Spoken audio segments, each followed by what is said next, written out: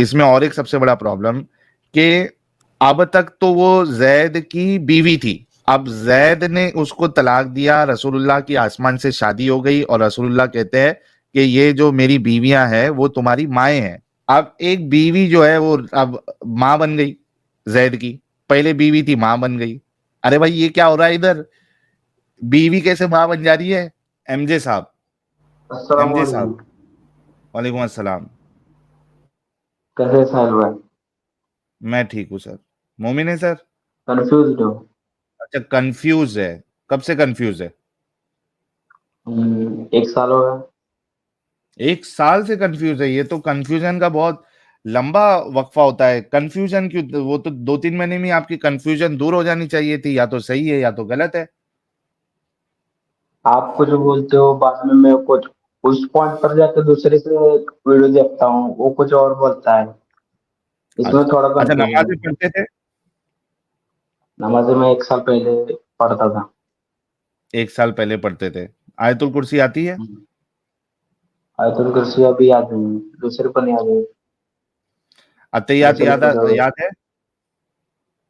अत्तहियातु वत्तहियातु अस्सलामु अलैका अय्युहन नबिय्यु रहमतुल्लाहि। इतना याद नहीं है अभी। यार तो तुम कौन काय के मुसलमान हो? तुमको ना अत्तहियात आता है, ना तुमको अभी आयतुल कुर्सी आती बहुत। है, दरूद आता है? हाँ, आता है। हाँ पढ़िए। अल्लाहुम्मा सल्ली अला मुहम्मद व अला आलि मुहम्मद कमा सल्लैता अला इब्राहीम व अला आलि इब्राहीम इन्नका हमीदुम मजीद। अल्लाहुम्मा बारिक अला मुहम्मद व अला आलि मुहम्मद कमा बारकता अला इब्राहीम व अला आलि इब्राहीम इन्नका हमीदुम मजीद। ओके चलो, थे मोमिन ही थे भाई। लेकिन चूंकि 1 साल से कह रहे हैं कि भाई ये नमाजें वमाजें भी नहीं पढ़ रहे, तो ये तो ऐसे ही ऑलरेडी इस्लाम से बाहर है। क्योंकि अगर आप इनका वीडियो देखे, अपना क्या नाम है, मुफ्ती आसिम अल हकीम, तो डॉक्टर आसिम अल हकीम, तो वो तो साफ साफ कहते हैं जो नमाज पढ़ेगा नहीं वो तो मुसलमान ही नहीं है। और खुद रसूलुल्लाह की हदीस है कि एक मुसलमान और एक काफिर में फर्क करने वाली चीज नमाज है। तो अगर आप नमाज ही नहीं पढ़ रहे तो आप वैसे भी मुसलमान है ही नहीं। कोई एक एमजे साहब आपका कंफ्यूजन अभी दूर कर देते हैं, कोई एक मसला बताए जहां पे हमारी बात सुन के आपको डाउट लगा, फिर आपने दूसरे वाले का जो आर्गुमेंट सुना वो आपको सही लगने लगा। तो वो डाउट और उसके बाद क्या आर्गुमेंट मिला जिससे आपको लग रहा है कि सामने वाला सही कह रहा है और हमने गलत तरीके से पेश किया। जी। वो जैनब की शादी वाला है ना, उसमें जो। जैनब की शादी जैद के साथ? हाँ। हाँ भाई, बिल्कुल तो बिल्कुल। इसमें क्या गलत उसमें लगा जो था जब आपने हमारी बात सुनी थी? उनको तो ऐसे पहली बार ही नहीं देखा था जैनब को। मतलब उन्होंने ही शादी करवाई थी। बाद में ऐसा क्या हो गया है कि मतलब उनके साथ अट्रैक्शन कैसे, मतलब ऐसा हुआ है कि हम्म। एकदम से कैसे अट्रैक्शन हुआ ओके। है, ये थोड़ा तो कंफ्यूजन है। ये आपने वहां पे दूसरे साइड में सुना? हाँ, हाँ। ये आर्गुमेंट तो था। अच्छा अच्छा, ये बताओ कि ये जो जैनब और जैद वाला मामला है, इसमें क्या क्या फॉल्ट हमने आपको बताया था? खुद वही तो उसने आर्गुमेंट दिया ना, उसमें थोड़ा मुझे कंफ्यूजन हुआ था कि ये सब अरे एकदम भाई वो कैसे इसमें। आर्ग्यूमेंट का अभी मैं जवाब दे दूंगा, कोई मुश्किल नहीं है। लेकिन तुमने ये ठीक। एक चीज पकड़ी और जो बाकी सवाल इस मसले पे उठाए गए थे वो क्या हुआ? वो तो आपने ऐसी अचार की तरह चाट के खत्म कर दिया। वो क्या मसले थे? और हम्म, और कुछ अभी अभी मुझे रिकॉल नहीं हो रहा सर। यही तो एंजाइटी थोड़ी मसला है फील ना। हो रही है। मसले कई सारे हैं। इस जो ये ऐतराज होता है, इसमें सबसे बड़ा मसला ये है कि आपने एक अच्छा सिस्टम जो पहले के लोग भी मानते थे और आज भी लोग मानते हैं, एडॉप्शन, इसको इस्लाम हम्म, ने खत्म करा दिया। क्या एडॉप्शन अच्छी चीज है या खराब चीज है एमजे साहब? हाँ, अच्छी चीज है। अच्छी चीज है ना। आप किसी को अडॉप्ट करते हो, उसको अपना नाम देते हो, उसको आप अपने बच्चे की तरह पालते हो। ये अच्छी चीज है क्या गलत, बुरी चीज है? अच्छी चीज है, बिल्कुल। अच्छी चीज है। लेकिन क्या किया इस्लाम ने? जैनब की शादी करवाने के लिए उससे पहले एडॉप्शन को क्या कर दिया? बंद करवा दिया, कह अच्छा। दिया कि भाई आप जो है वो मैं किसी का बाप नहीं हूँ। हालांकि उसी जैद को रसूलुल्लाह वहां पे जो मार्केट में ये बैठते थे, इनके जो क्या कहते हैं उसको, लीडर्स, वहां पे जाके मोहम्मद है, अपना नाम दिया, लोग उसको जैद बिन मोहम्मद के नाम से जाने जाते थे। तो एडॉप्शन का सिस्टम बंद कराया, सबसे बड़ा प्रॉब्लम वो है। दूसरी चीज कि जब आप किसी को अपना नाम दे देते हो, अपना उसको बच्चा मान लेते हो, तो आप उसको बिल्कुल अपने बच्चे की तरह ही ट्रीट करते हो। उसके प्रति आपको सेक्सुअल फीलिंग नहीं आती है। उसी तरीके से अगर आपका कोई बेटा है और उसकी बहू है, तो आप उसको अपनी बहू की तरह मानते हो, जिस तरीके से आपके रियल बेटे की अ, बीवी के साथ, यानी आपकी जो बहू होती है, उसके लिए आपको सेक्सुअल फीलिंग नहीं आती है। इसी तरीके से आपका जो मुंह बोला बेटा है, उसकी बेटी, उसकी जो वाइफ है, उसको देख के भी आपको सेक्सुअल फीलिंग नहीं आएगी। ये बहुत बड़ा मसला है। तीसरी चीज आपने जो कहा कि भाई पहले से तो देखे हुए थे जैनब को, हाँ बिल्कुल पहले से देखे हुए थे, हमने कहा मना किया। लेकिन बहुत बार क्या होता है कि आप एक फीमेल को देखते हो, आपको, जैसे मिसाल के तौर पे यहाँ पे जितने लोग देख रहे हैं, और एमजे साहब आपके साथ भी ये मामला हुआ रहेगा, एक पर्टिकुलर लड़की जब वो टीनेज में होती है तो वो आपको अच्छी नहीं लगती है, लेकिन जब वो बड़ी हो जाती है, टीनेज क्रॉस करके, वो जब 21-22 साल की हो जाती है, अचानक से आपको अच्छी लगने लगती है। पहले वो अनअट्रैक्टिव लग रही थी, अचानक आपको अट्रैक्टिव लगने लग गई। ये तो कॉमन है, ये नेचुरल चीज है। बहुत सारे डिफरेंसेस आने की वजह से बहुत से लोगों की पहले की जो चॉइस है वो चेंज हो जाती है। तो हो बिल्कुल सकता है कि वो मोहम्मद साहब को पहले वो अट्रैक्टिव नहीं लगती थी,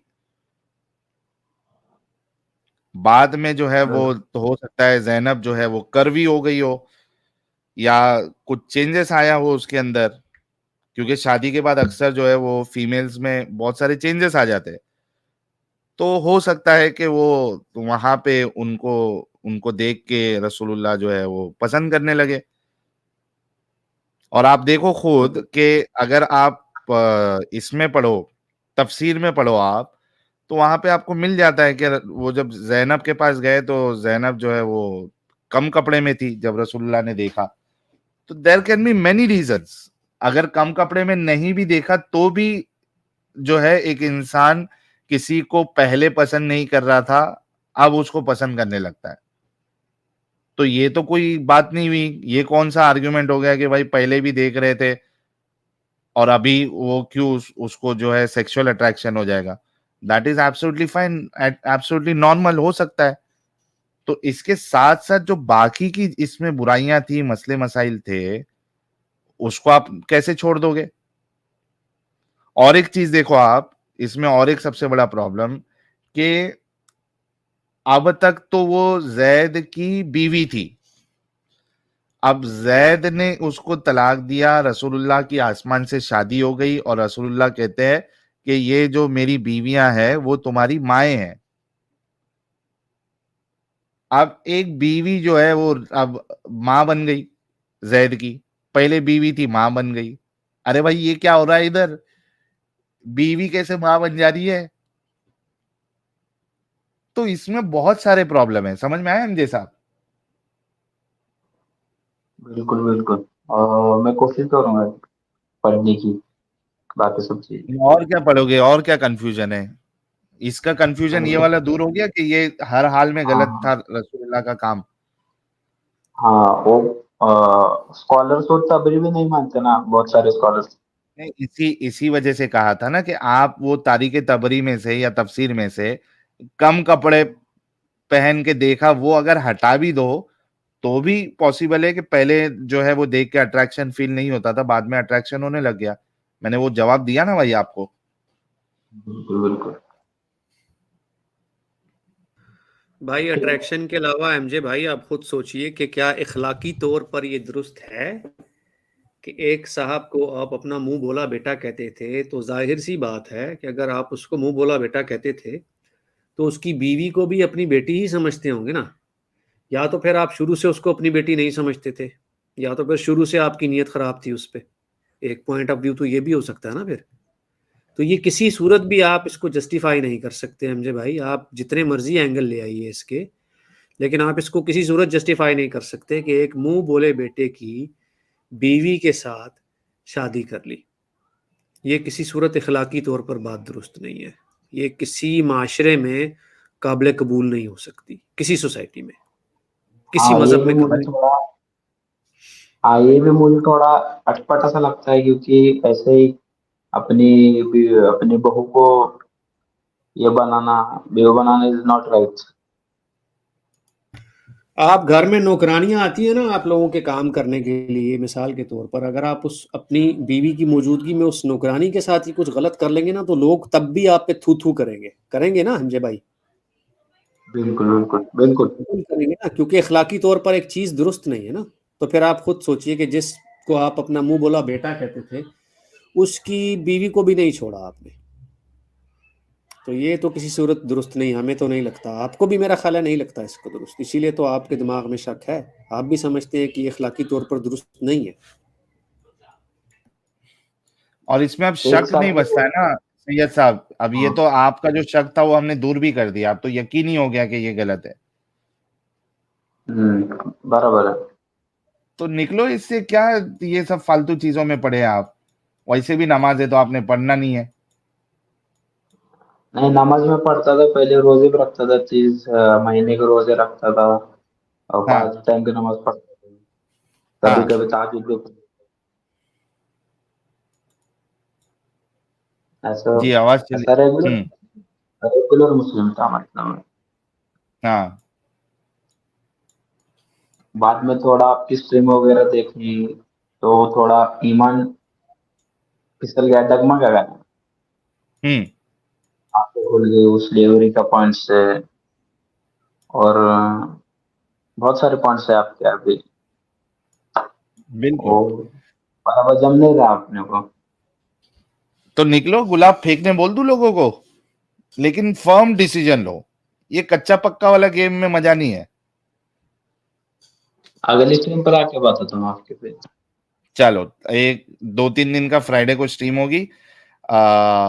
अच्छे से गौर फिक्र करना, सोच विचार करना, और एक फर्म डिसीजन लेने का। बीच में लटक के क्या मतलब है, तो हमेशा टेंशन में रहो, या तो इस साइड या तो उस साइड। और दोनों एकदम सोच समझ के, अगर उस साइड जा रहा हूं तो किस बुनियाद पे जा रहा हूं, क्या मेरे माइंड को वो कन्विंसिंग आंसर मिला, वो सोच के जाना है। और अगर इस साइड आ रहे हो तो एक फर्म डिसीजन के भाई, हाँ मैं इस वजह से आ रहा हूं। तो हम आपका इंतजार करेंगे डर अगली स्ट्रीम में। ठीक है एमजे साहब। डर सा लगता है। हाँ, ठीक है ठीक है। चलिए, डर अच्छे लगता है भाई ना हैं बहुत हमारे। ज्यादा। क्या? डर लगता है हेल का। किसका डर लगता है? हेल हेल, जहन्नम। हाँ। अरे जहन्नम भाई, जहन्नम। वही वही तो मेन चीज आपको डराई गई है जहन्नम के नाम से। जहन्नुम के बारे में, जो कि मरने के बाद वाला प्रोसेस है, आपको वो बता रहा है जिसने मौत कभी देखी ही नहीं, जो खुद मरा नहीं है। आज तक आपको मरने वाले इंसान ने बताया जहन्नुम है करके? नहीं नहीं, मरना कैसे होगा। हमेशा जिंदा लोगों ने बताया ना जहन्नुम के बारे में। बिल्कुल हाँ, जब मरने वाला आके बताएगा ना, तब उस पे बिलीव करके उससे डरना। तब तक आपको बिल्कुल डरने की जरूरत नहीं है। बिल्कुल बिल्कुल। समझे प्यारे भाई? ये ठीक। एक चूरन और एक खौफ के जरिए से इस्लाम का सबसे बड़ा वार यही है, कि तरीका यही है कि वो आपको लालच और डर, ये दो चीज की बुनियाद पे आपको अपने काबू में रखता है, कब्जे में रखता है। बिल्कुल बिल्कुल भाई। ठीक है ठीक है प्यारे भाई। तो हम आपका इंतजार ठीक है। करेंगे अगली स्ट्रीम फ्राइडे। फ्राइडे को। ओके सोच ओके समझ के ठीक। फैसला लेके आना। ठीक है सर। ओके।